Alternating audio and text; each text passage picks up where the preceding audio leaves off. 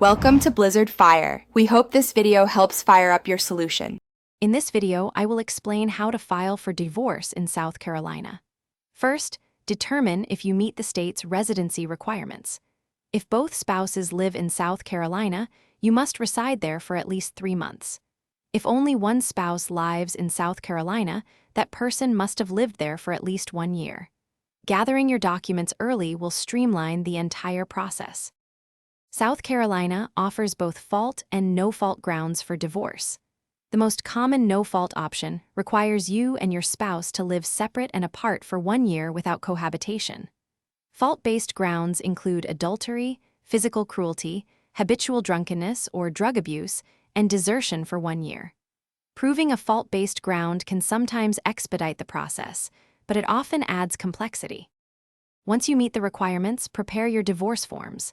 These typically include a summons for divorce, a complaint for divorce, a family court cover sheet, and a financial declaration. File these documents with the clerk of family court in the appropriate county. After filing, you must formally serve your spouse with copies of these papers.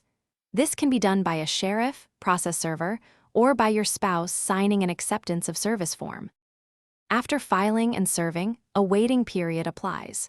For fault-based divorces, a final decree can be entered after 90 days.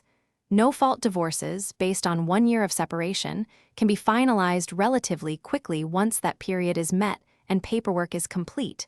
If you and your spouse agree on all terms, the process is usually faster. Attend your final hearing to obtain the judge's order.